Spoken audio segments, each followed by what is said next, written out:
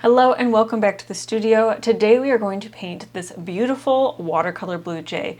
Now I already talked you through the whole drawing process and I'll have that video linked down below. So I originally planned on using masking fluid to mark off and protect the white areas, especially on the feathers where it's just, you're just gonna have to pay a little bit more attention. We're not going to do that after all, because cut to the footage, I was working on this piece yesterday, had one kind of mistake that I thought, that I pulled up the masking fluid on and ended up kind of really aggravating and scarring the paper. Thought it was just that one spot, thought, okay, we're all right. Well, I decided to test a couple other areas and it was literally tearing gigantic chunks out of the paper. So instead I ended up using this to kind of experiment and play around with a couple of different things. This is not exactly what our final will look like, but it's a little hint of what is to come. And I am excited to start again and hopefully do a better job this time, have better results. But I am confident on the colors that we're going to be using. So I'm going to be using Winsor Blue, which is this electric blue, very bright shade. This is the green shade, and Indian Throne. So we've got two different shades of blue that we're going to be using for this painting. I will actually be, much of the time, mixing them together. I found that I got really the perfect blue when I did that. Here's my test. So this is Ultramarine Blue, which was kind of the one I was leaning towards. I pulled an Indian Throne, I tried the Winsor Blue, but I didn't feel like any of them quite fit the way I wanted to. I mean, Ultramarine is pretty close. So if you have that, it's an excellent option. But I've been playing with it a lot lately. I kind of want to break from it. It's also very granular, which is not what I want to mess with this time around. So I mixed Winsor Blue and Indian Throne together and I got this like really the perfect shade of blue. There'll be areas like on the wing feathers where we want a little bit more brightness, and so we'll be pulling more of the Winsor Blue, sometimes just pure Winsor Blue. And then there are times when we want a little bit more of a desaturated, more grounded tone, and we will pull in our Indian Throne. I also played around with some things for the background, which you already saw a little tease of, and played around with different colors to kind of pull in just as a little bit of extra spice in life. I'm leaning right now towards the yellow. But I'm kind of, I don't know, I might still pick yellow ochre. I still think it would be a good one. I like how it kind of neutralizes some of these colors, but it also has a life of its own. So something maybe to set off to the side if you have yellow ochre handy or transparent yellow. I'm not entirely sure what we're going to do yet, but I like the idea of having something to counteract, to kind of like compete with this blue, just something a little bit unexpected and a little bit fun. We're also going to pull in some good old sap green for our greenery, and we might pull in some black. So I'm going to just wet it just so that it's ready in case we decide to use it. I found with this one, I pretty much just use Indian Throne, and I think that that has a good look. I played with a little bit of kind of mixing the burnt orange in with it over here, and I don't like the way that reads as well as I like kind of the monochromatic area over here. So I'm thinking for most of the black, we're just going to stick with Indian Throne in just the most richest saturated level. If you're using Winsor Blue, go ahead and pull in some black. You can mix some black if you want, but remember that all of these colors are just tools, just like black, and it is not bad to dip into it. Just don't tell the other art teachers that I said that. All right, I'm going to quickly lighten to a very minimal degree some of this drawing. This is my second drawing, so it's not as delicate or nice, but I found that with my last painting, I lost some of this kind of mapping, and I don't want to totally lose all of that this time around. So I'm just going to lighten some of these other areas and kind of some of these exterior lines so it doesn't have like an outline effect. And we're ready to go. So this technique I'm about to show you, I'm going to be repeating quite a bit throughout the whole process of this bird.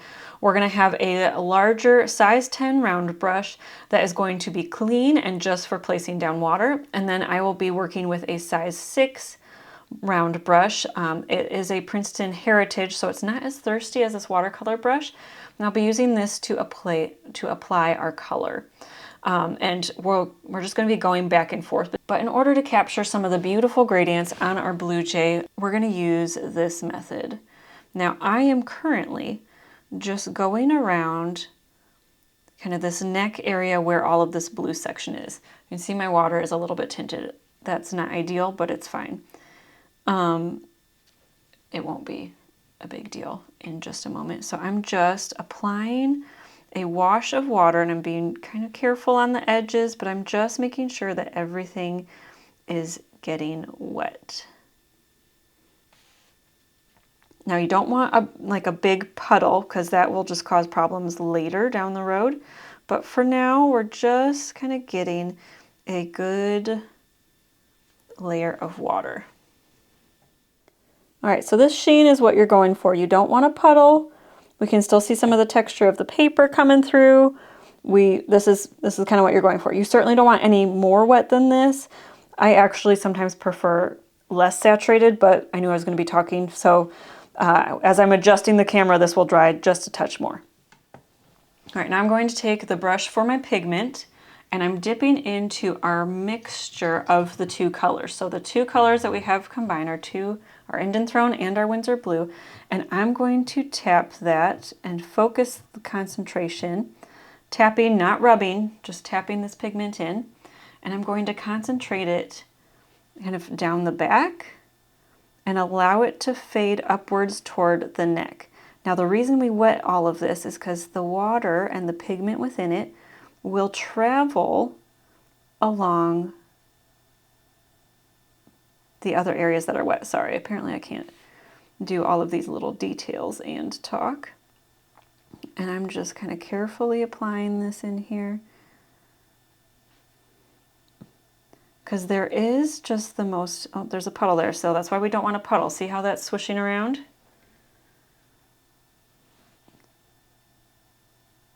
See how that's just kind of moving around? So when I place here, it spreads, but here, it just has like this squiggly effect. That's just because it's still a little too wet. We will be able to remedy that. It's okay because it's just a little area, but you want to avoid that if possible. So I'm actually going to dab this brush off and soak up some of that water. Dab my brush off again. I'm dabbing, when I say I dab it off, I'm working on a paper towel or a rag so that my brush is not too excessively wet. Oh, and you know what? I needed this area to be a little more white. Oh well. And then I'm just going to rinse my brush off lightly, just kind of a light rinse. I'm not like scrubbing at anything, I'm dabbing it off. So it will still be dirty, but it will have less of this pigment. And I'm just, again, just dabbing. So I'm kind of barely picking some up, rinsing my brush off, dabbing it off on the paper towel, and then just slowly building that up so that the pigment is much lighter here than it is down here. And it will naturally fade up some, especially as it's drying, but just to kind of help it, and I will kind of move in here to make sure it's all smooth. Again, down here, I want this to be a little more saturated, so I'm coming in with a little bit more of this pigment in here. Got kind of this V shape, almost like between shoulder blades. Rinsing my brush off, dabbing it off on our rag. Oops, too wet still.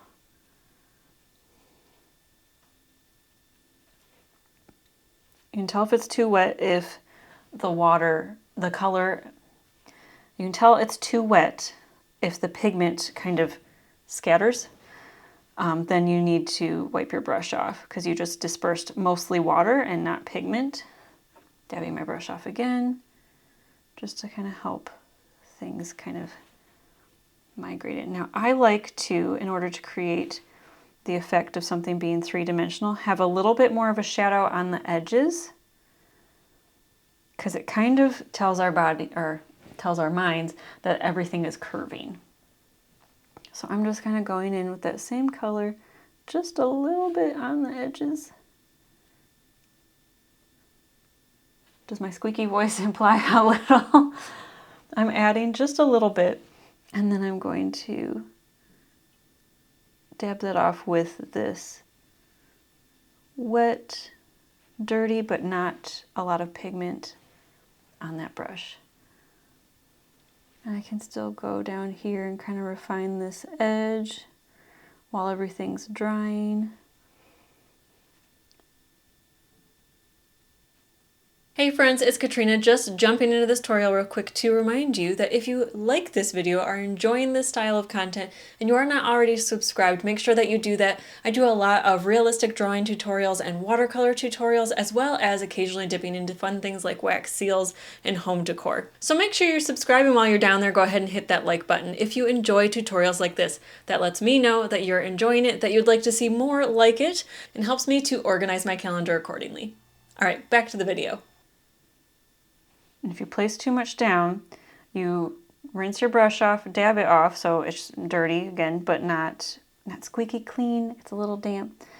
And you're going to place and you're going to pull, and that will pick up pigment rather than placing it down. So if this V, if yours like mine got a little too exaggerated, I'm just going to do a couple of those. You'll still have some to kind of pass around over here. You might decide that this needs a little bit more.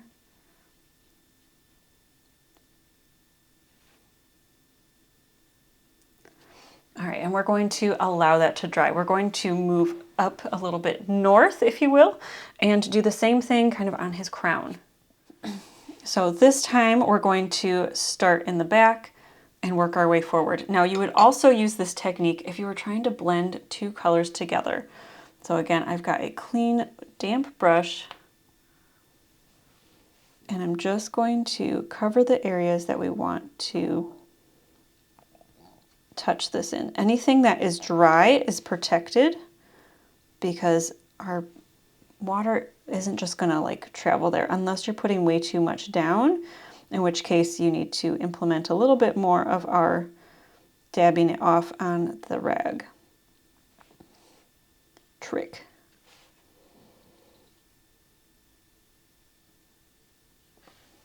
And I tend to be, with something like this, I'm very careful on the edges. I want that to be nice and crisp.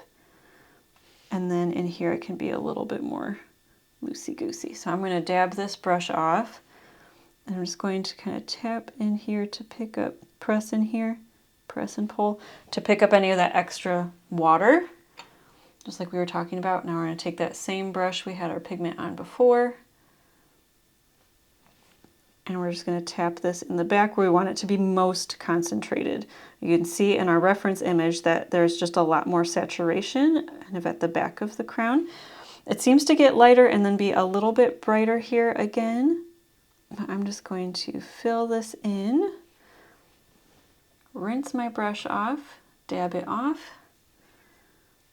and then dab it off again because this is still quite wet. And I'm just going to kind of pull this color in.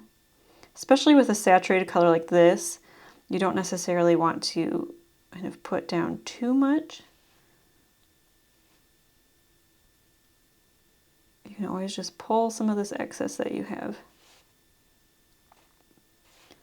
And just bring it down here. We can even pull in just a touch more color because there's some darkness here. And just allow it to come down. You can add a little bit more.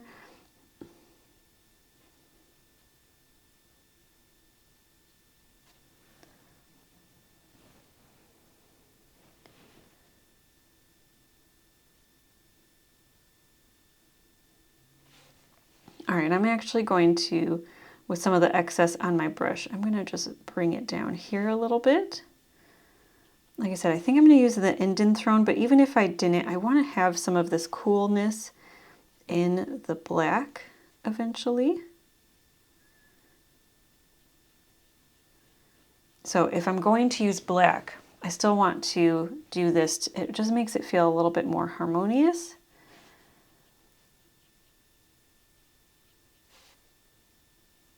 And I already have the pigment on my brush, so why not?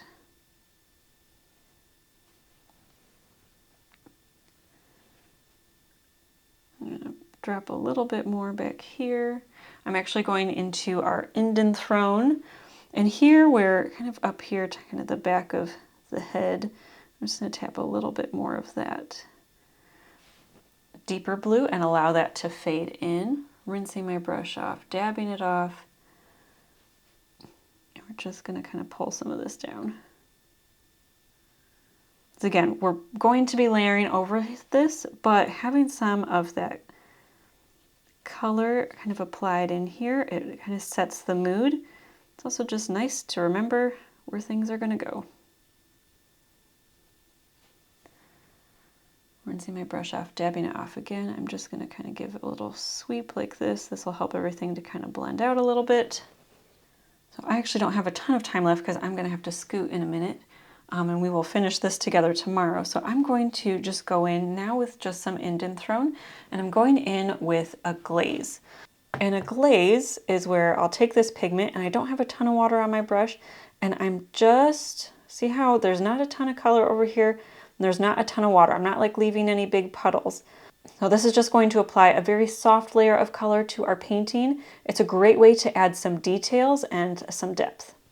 All right, next we're going to do the next section. We're just working in slow sections to help have a little bit more control, and it allows us to change the direction of the gradients. So now we're going to work on this left hand feather here, and there's some real bright areas. So we want to make sure that we capture that and get that gradient in here.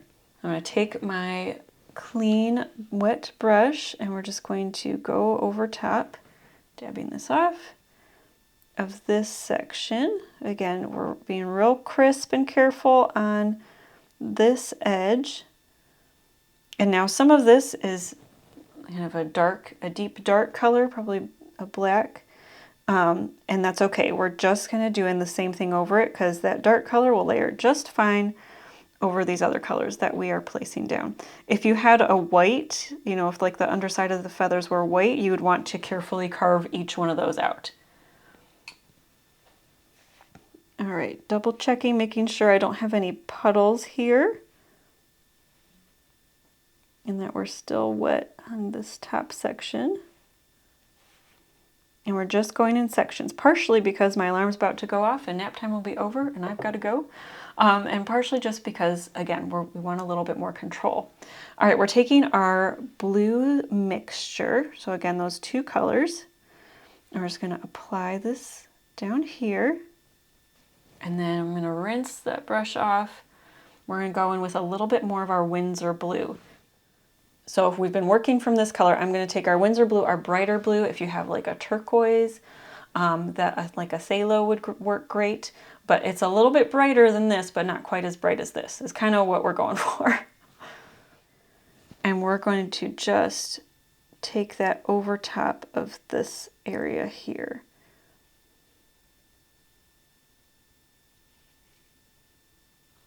Just give it a little bit more saturation.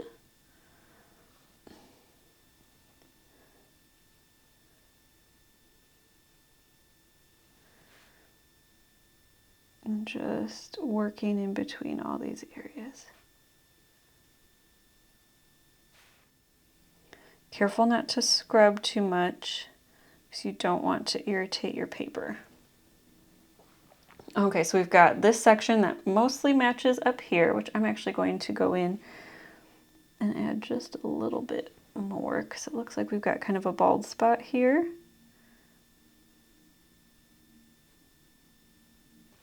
But these two areas match in color pretty much perfectly. We use the same paint. And then this area gets a little bit more of that turquoise. So as it dries, you'll see that a little bit more. The indenthrone I found definitely dries a little more different than the Winsor Blue. The Winsor Blue is a little more accurate when it's wet. And now I'm actually going to take a little glaze of our Winsor Blue, and I'm going to just apply this glaze over top here, rinsing my brush off, dabbing it off. Because we have kind of this glimmer of brightness over here that I don't want to lose.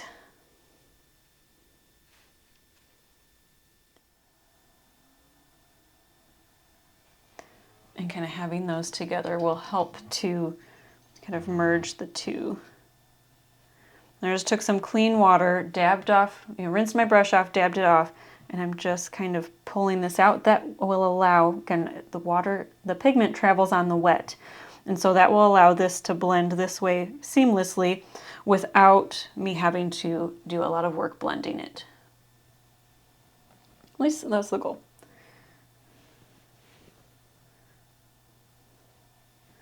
Probably could have gone a tad deeper here. Is this still wet? I'm going to rinse my brush off a little bit, dab it off so I have the pigment on here, but still not a lot. So this is another glaze just here. This will help to kind of brighten this area a bit without adding too much in the way of value, because it is quite a light area. See how that just punched that up a little bit, especially compared to this area. Welcome back. It is a new day, so if the lighting is different, that is why.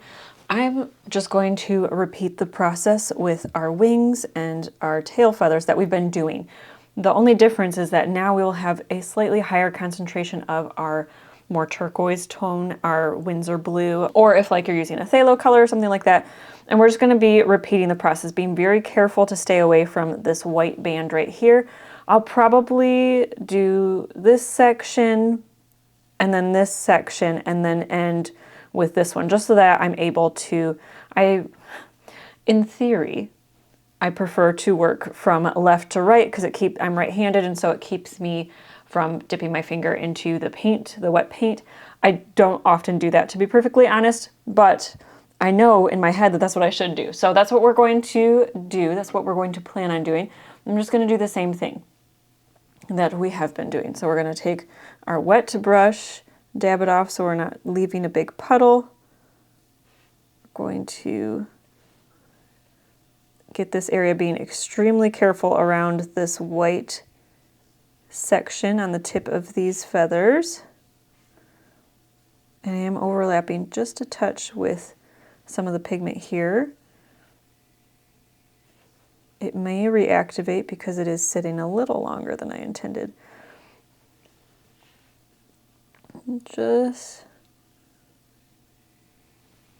All right, and then I'm going to take our brush with our pigment. I'm going to dip kind of in that middle section, but leaning a little bit more towards that Winsor Blue. And we're just going to tap it in here.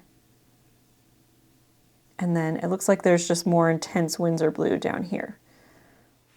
Or if there's some shadow areas, going in a little bit more with our Indian throne.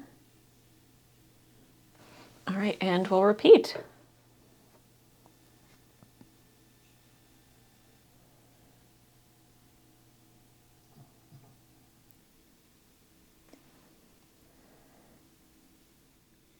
You know, I said I was going to do this section. I'm actually going to do the wings, or the tail feathers, and then we're going to do this section. The tail feathers, it looks like it's lighter at the base here, kind of where they join, and then as it fans out, it's a little bit deeper and brighter. So I'm going to do that. This section, it seems to have more like individual gradients, so I think I'm going to want to approach that a little bit more on an individual feather level than as a mass like we're doing with these ones.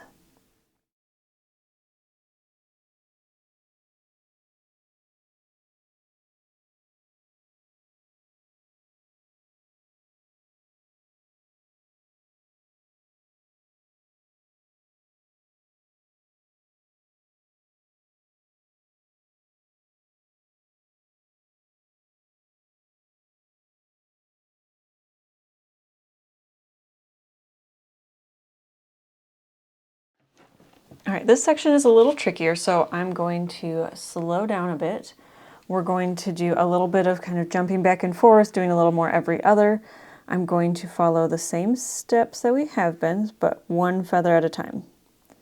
So we're going to get everything wet, and it's darker and then lighter, and even lighter in this corner. So I'm just going to follow that.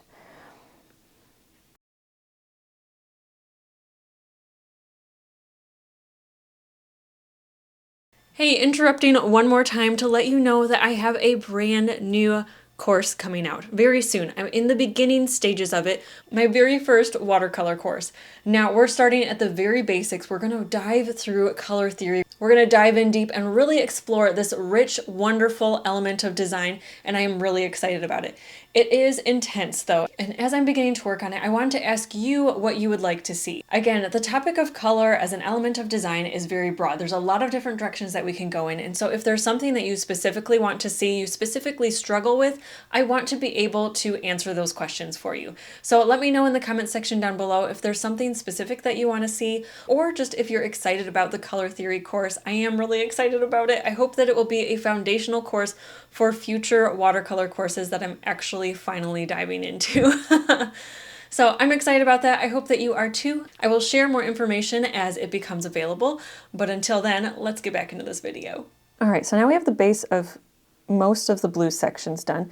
We're gonna start in, I think I might, before I start adding the stripes in here, I wanna add a little bit more definition and detail to some of these other feathers. And we need to do kind of some of this area over here. Let's actually start there. So I'm just going to dip into our pure Indian throne.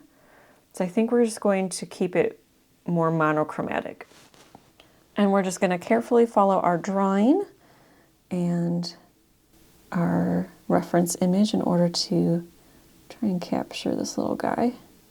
So I'm going in with the pure Indian throne, so it's very dark, not a lot of water. And just kind of mapping some of this out. We can always add some black if we decide that that would be helpful to add a little bit more depth.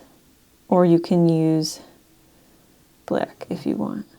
Looks a little scary right now, but we're going to rinse our brush off, wipe it off, and we're going to do some just fun little glazes where I'm just going to pull some of this color down and kind of shade with it, basically. This is where, if you have some drawing in your background, it really comes in handy. So I'm just gonna kind of add some of these gray sections that are in with these feathers. I'm just gonna add these in softly now with this paint that's just sitting here.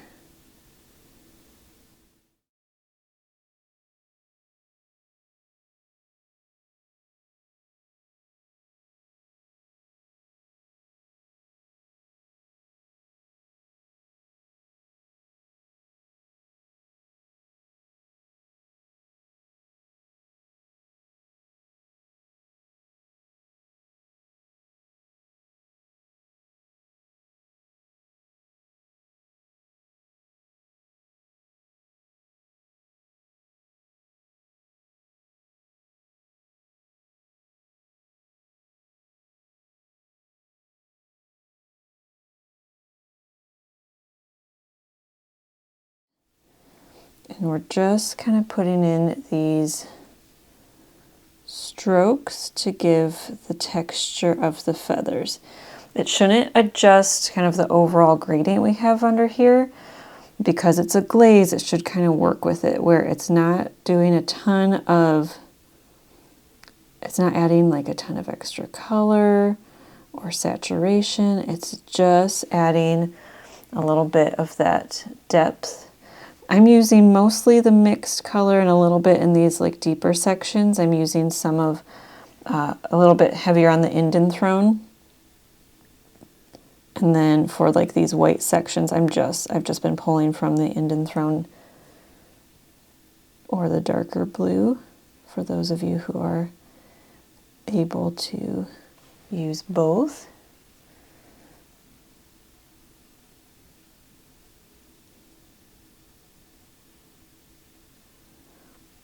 I'm not carving out every single feather, but just adding some of that, some of that visual texture. So some artists like to go in and add a ton of this. I don't. I don't think it necessarily adds a lot to it if you do have it, but it is a lot of extra work, so I just kind of try to capture some of it, and then, you know, like this section's pretty empty, and that is totally fine with me. Your brain kind of fills in the rest.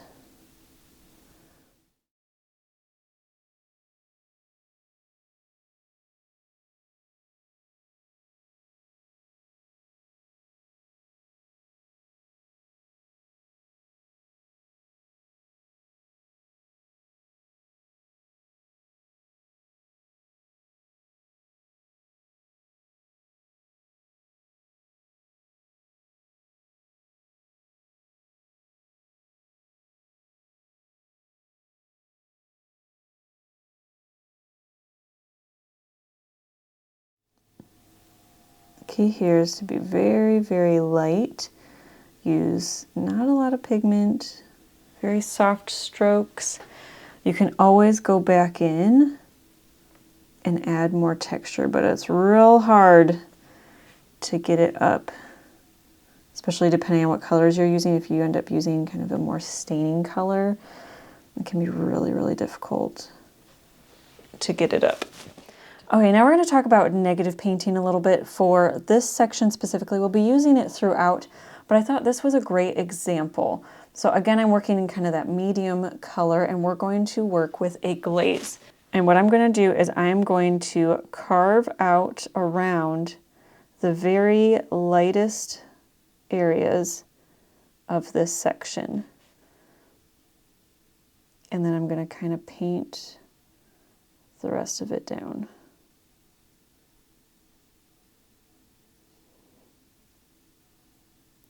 See how even though nothing changed with these, they pop out a little bit more now.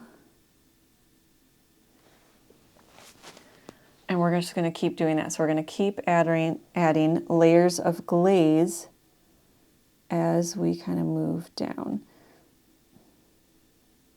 So then like maybe this one will be next. A little more water. Dab it off. It's just a little bit too much pigment.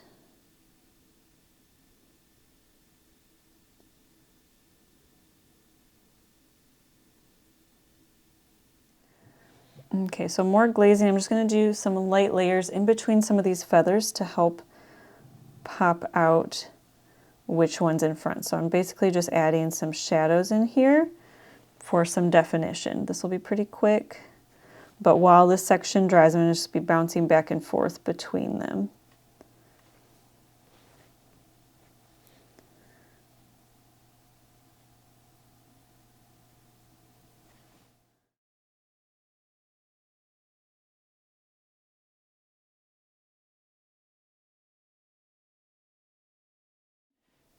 Okay, again with our just pure indenthrone, I'm just going to carve out some of these negative sections.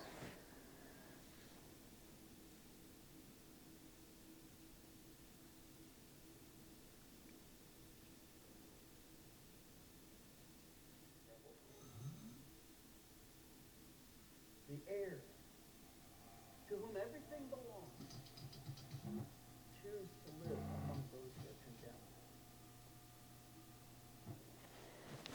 Okay, again, you don't have to use the indenthrone. You can use a black or kind of grab some gray. It is very gray in our reference image, but I'm just kind of enjoying having everything be monochromatic, for better or for worse.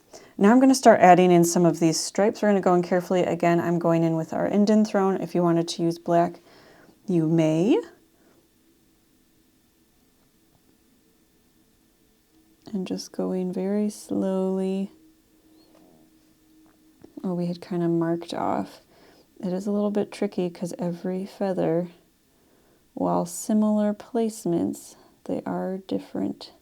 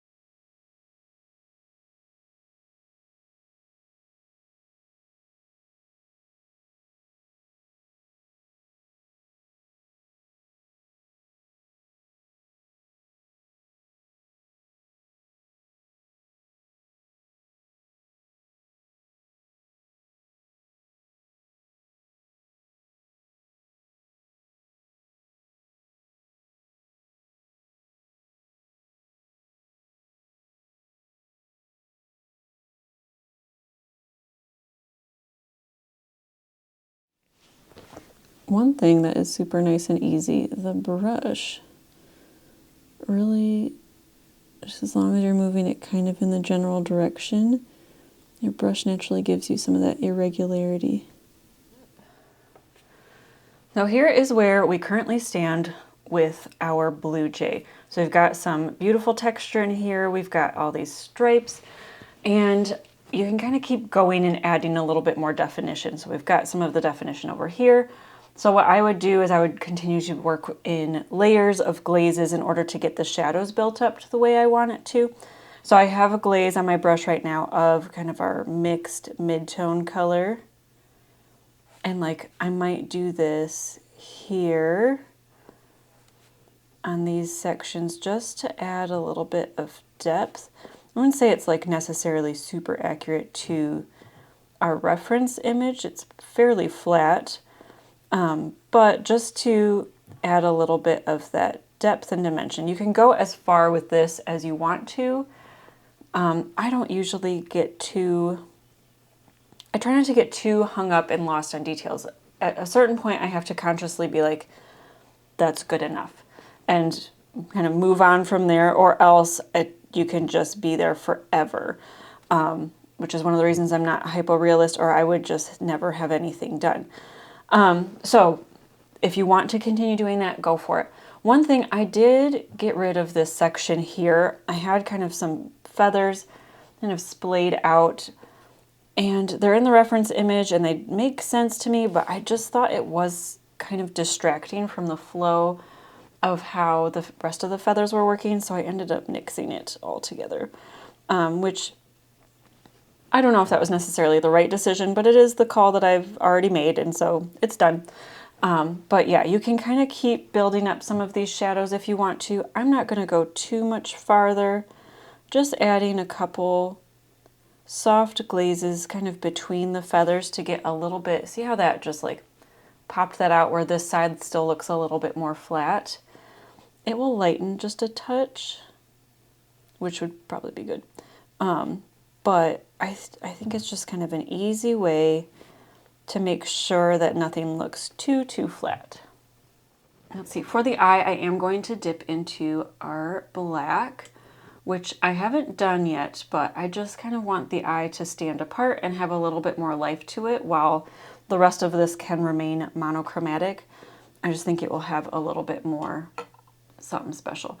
Before I do that though, I am going to dip into this yellow ochre, and I'm going to place that the bottom of our eye. This will add just a little bit of warmth and life. I talk a little bit more about this in a tutorial that I have. While that dries, I'm going to work on our beak. So I'm going to start with just a light wash over everything, and then we'll start adding details, try and kind of carve out some of these highlights. Let's go light wash, she says. Maybe not. I'm just kind of going by section. We have something here, which I think,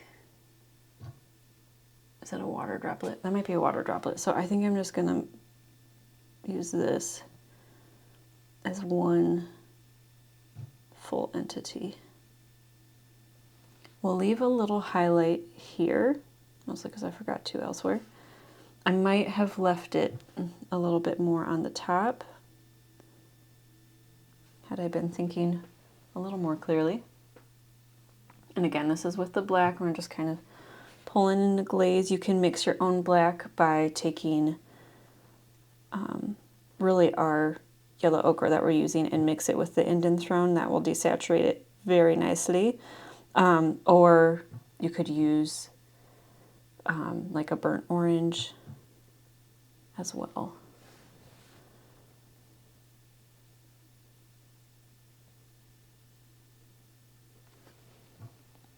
All right, and now our eye is dry, so I'm going to take our pigment, carefully avoiding this highlight that we have here.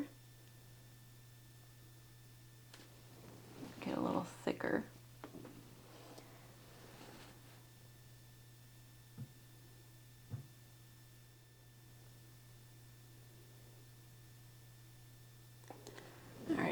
rinse my brush off real well,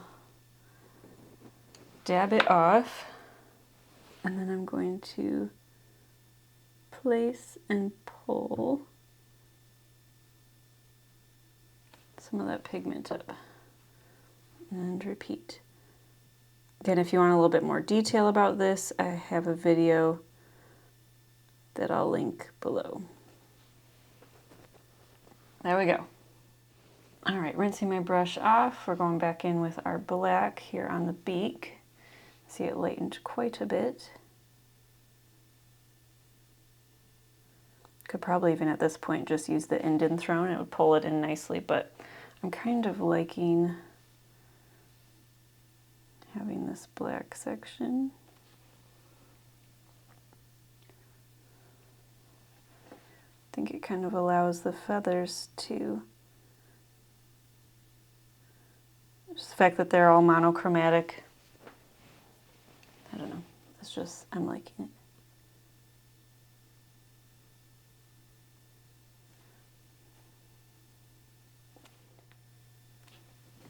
All right, rinsing that brush off real well, wiping it off. We're gonna go in our indent thrown and just kind of fluff out some of this.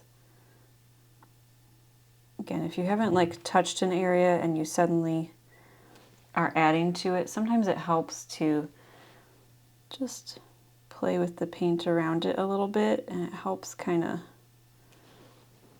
ground it in with the rest of the piece.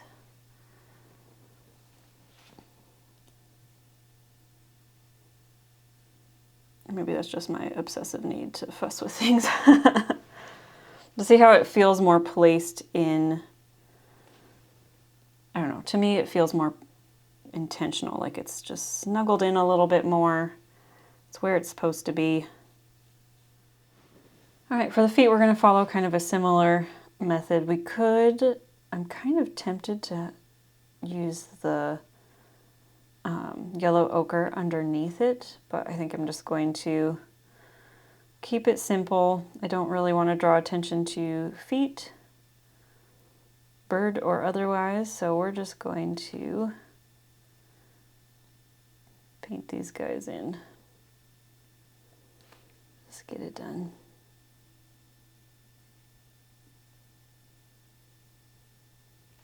And then we'll get the branch. I am going to rinse my brush off, dry it pretty well, and I'm just going to pull kind of from the top.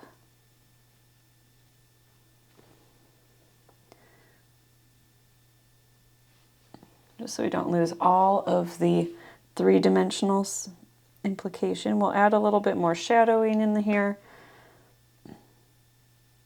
but I find that that helps automatically give it a little bit more space and depth. As a side note, I am currently working on my very first watercolor course.